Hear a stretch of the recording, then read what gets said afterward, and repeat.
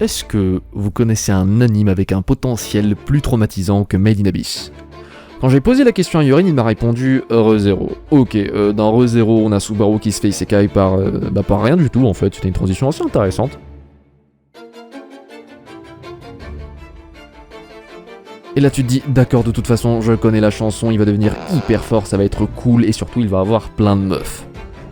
À la fin de l'épisode 1, il se fait littéralement ouvrir le ventre en deux, et je vais vous rassurer, on est tout aussi surpris que lui, mais tu te doutes bien que quand ton anime finit son premier épisode par cette scène, il y a de fortes chances que tu te retrouves avec le même genre de dinguerie dans la suite. Mais du coup tu te prépares mentalement, là ce que tu viens de faire c'est signer un contrat sur lequel il est écrit « Je consens à regarder des scènes qui risquent de heurter ma sensibilité ».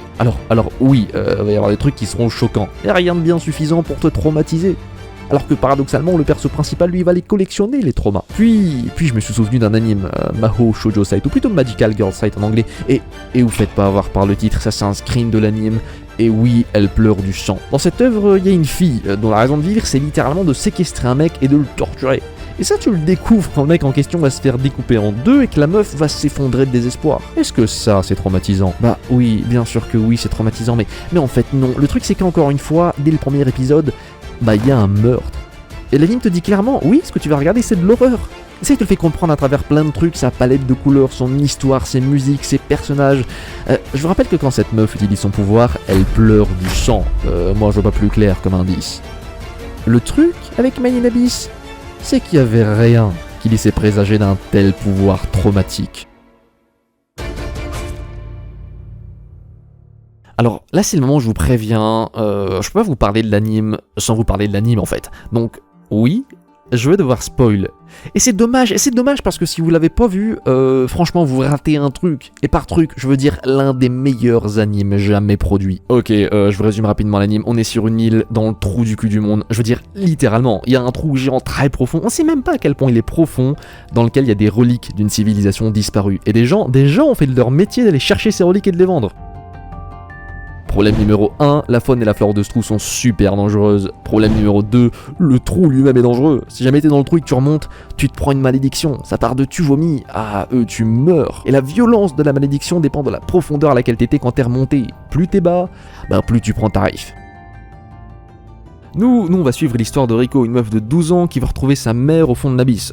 Ouais, c'est le nom qu'on a donné au trou, l'abysse, parce qu'apparemment c'est comme ça que tu appelles un trou très profond. Elle y va accompagnée de l'égout, le robot amnésique cheaté qu'elle a trouvé et qui semble lui aussi avoir 12 ans.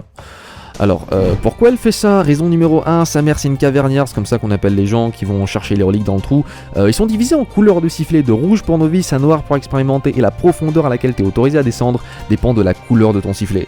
Et la mère de Riko c'est pas n'importe quelle cavernière, c'est un sifflet blanc, c'est encore plus élevé que le noir. Ils sont ultra puissants et pas nombreux, genre 5 max. Le truc c'est qu'elle a passé le point de non-retour, c'est-à-dire la profondeur à partir de laquelle si tu remontes, soit tu perds ton humanité, soit tu meurs. Aussi un message adressé à sa fille vient de remonter au village sur lequel il y a écrit de la rejoindre. La deuxième raison de pourquoi Riko elle descend, c'est parce que cette fille est complètement folle et que dans tous les cas, elle aurait fini par descendre.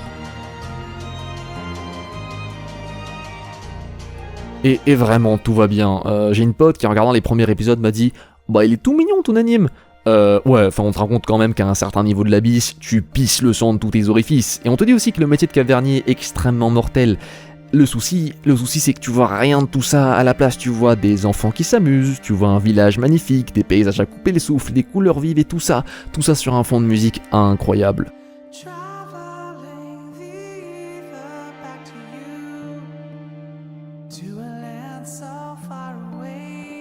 Et puis t'as l'épisode 5. Ok, c'est le premier épisode où tu vois quelque chose d'horrible arriver à un humain. Pour résumer, il y a un monstre qui imite les cris de détresse de ses proies pour les attirer. Et du coup, vu qu'il est en train de bouffer un humain, tu l'entends appeler à l'aide.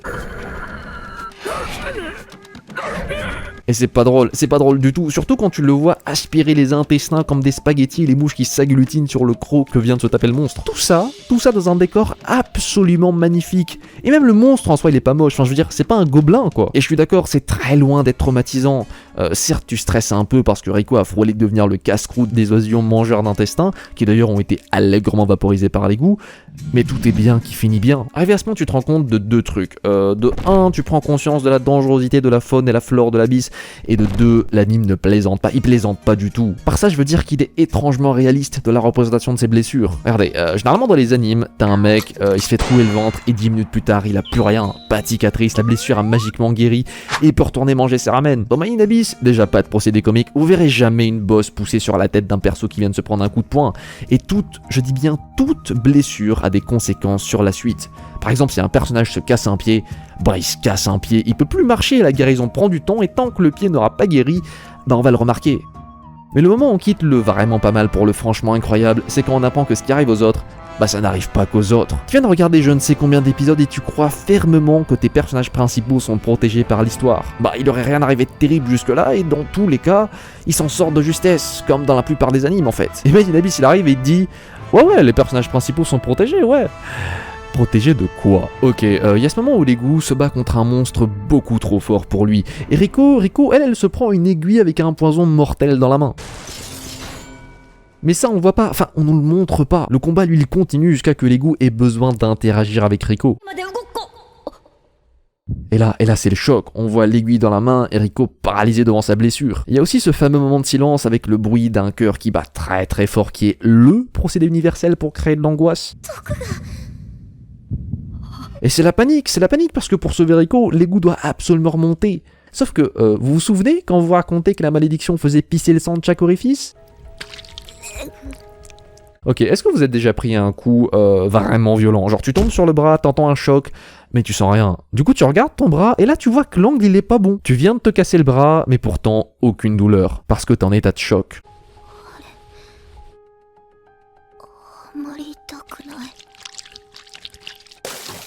L'inversion de la couleur du point de vue de Rico n'est pas du tout là pour censurer quoi que ce soit, on n'est pas dans Tokyo Ghoul, c'est pour retranscrire ce moment très particulier où tu sais que t'es censé hurler de douleur, mais tu sens rien. Et cette réalisation relève d'un pur génie car personne ne peut se sentir bien après avoir vu et surtout entendu ça.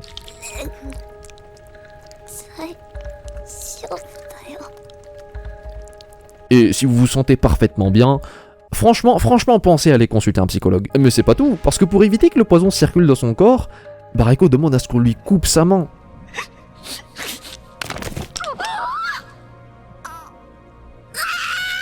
Et c'est là que le réalisme troublant nous frappe de plein fouet. L'escalade infernale de l'horreur, l'expression de Rico quand son poignet se brise, ses cris, les bruitages qui glacent le sang, Legu qui galère à couper une main parce que dans la réalité, une main ça se découpe pas avec un couteau sur le bord de la plage. Et Legu il est pas médecin. Il est là, il est en train de cisailler l'articulation, évidemment que ça fonctionne pas.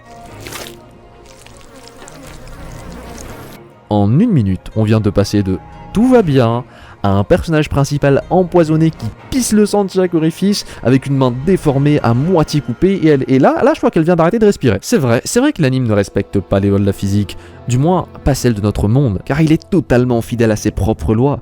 Si tu coupes un truc avec un couteau, ça va se couper de la même façon tout au long de l'œuvre, c'est pas en fonction de la situation, de l'importance du personnage.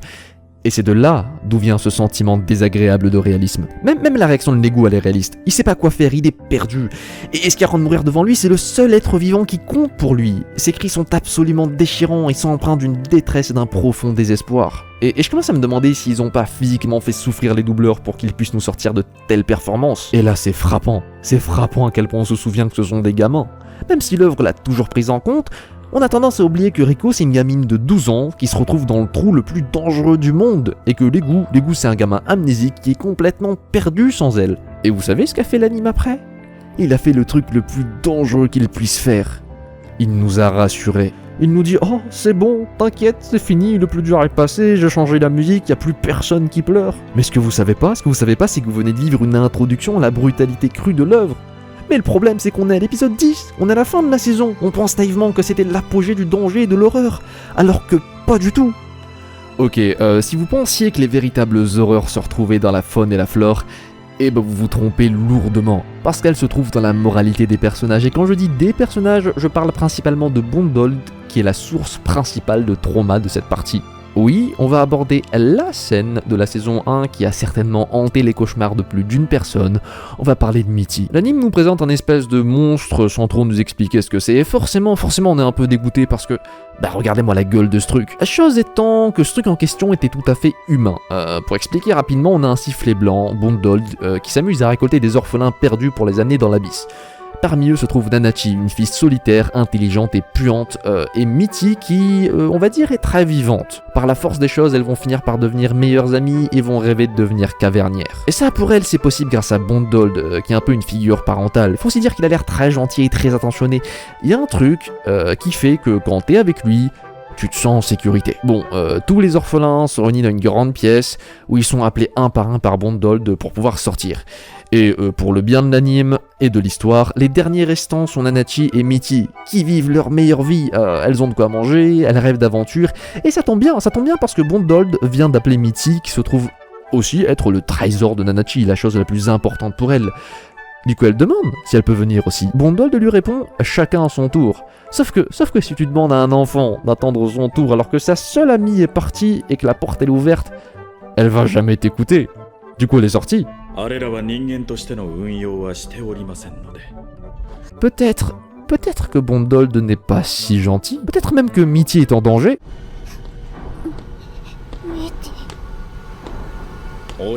Est-ce que vous avez déjà fait le manège de l'ascenseur? Concrètement, vous êtes assis sur une plateforme qui monte lentement avec un bruit régulier du genre clac, clac, clac, clac, et votre stress augmente au fur et à mesure que vous montez.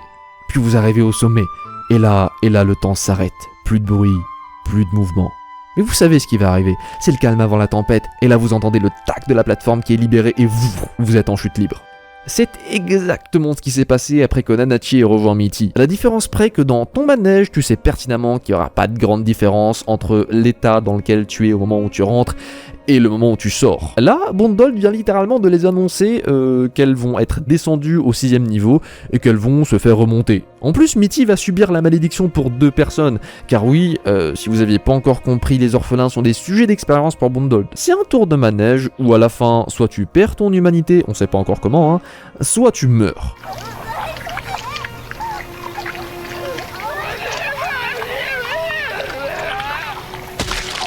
Ah, cette scène est vraiment terrible. Et vous savez ce qui est encore plus terrible? C'est la façon dont ils l'ont construite. D'abord, on a Bondold, qui annonce dans le plus grand des calmes ce qui attend 2 enfants. Le pire, c'est qu'il a même pas l'air méchant. Ensuite, on a le coup de levier et les cabines descendent dans un grand vacarme. Puis on arrive dans la grotte. Et là, c'est le silence, le calme avant la tempête. Et juste écoutez l'ambiance. Vous entendez qu'il y a un truc qui va pas, qu'ils sont dans un endroit où personne ne devrait jamais mettre les pieds. Et vous le voyez aussi, la seule lumière présente dans cet endroit vient de la cabine. On peut pas savoir ce qui se passe dans la grotte. Enfin ce jusqu'à qu'une des expériences de Bondold vienne se vautrer contre la vitre, et qu'on comprend avec effroi où sont passés tous les orphelins. C'est l'apogée de la destruction de tout espoir qui avait pu naître chez eux. C'est le moment où tu te rends compte que ce qu'ils croyaient être la sortie de l'enfer était en fait l'entrée du Tartare. Et vous savez quoi? Bah c'est pas fini parce que Bondold va découvrir que Mitty est devenu immortel. Du coup ce fou il va voir Nanachi, il lui dit « Ah c'est magnifique, regarde Mitty, c'est incroyable, j'ai broyé la moitié de son corps mais elle est toujours en vie. » Et il est heureux parce qu'il a fait la découverte du siècle.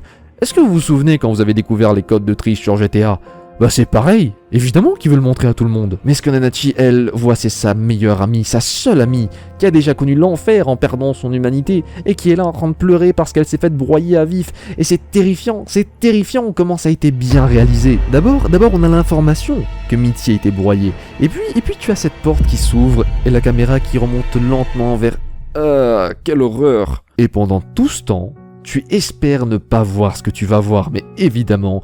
tu finis par le voir et c'est effroyable. Il reste un truc dont j'ai pas parlé, et pas des moindres car c'est le plus important, c'est comment l'anime arrive à te détruire émotionnellement. Si on ose raconter l'histoire de Mitty, c'est parce que Nanachi cherche un moyen de la libérer, et quand je dis de la libérer, je veux dire de la tuer. Il y a qu'un truc dans la bise qui est capable de blesser définitivement Mitty, un rayon laser que possède Bondold. Et vous savez quoi, ça tombe à pic, parce que ce rayon laser se trouve être aussi dans la main de l'égout, littéralement. Et on commence bien, parce que l'égout demande à Nanachi de ne pas mettre fin à ses jours après qu'elle ait tué Mitty.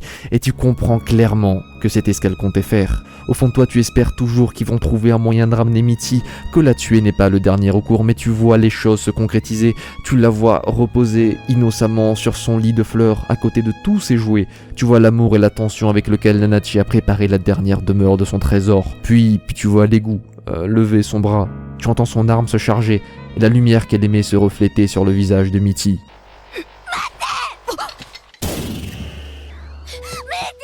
Et là tu regagnes espoir, tu dis Ah ben finalement, Nanachi va revenir sur sa décision. Mais non, cette scène sert juste à détruire toute trace d'espoir qui pouvait rester en toi et pour couronner le tout, t'entends Nanachi pleurer de tout son âme. Je vous épargne l'extrait, ne vous inquiétez pas. Si vous avez vu l'anime, vous avez dû vous rendre compte à quel point cette scène est incroyable et que tout est réuni pour faire déprimer le viewer. Le lit de fleurs et tous les jouets, c'est pas anodin qu'on nous montre Nanachi placer les dernières peluches, c'est pour bien te faire comprendre le soin qu'elle a mis pour fabriquer cet endroit qui respire l'innocence et la bonté. On nous fait bien comprendre que Mitty n'a aucune idée de ce qui se passe puisqu'elle est de l'incarnation même de l'innocence.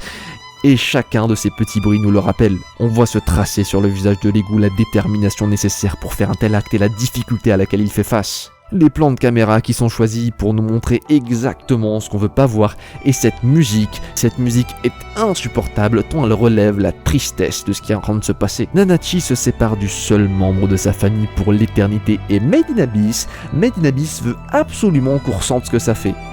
Et vous savez quoi ? Bah c'est réussi.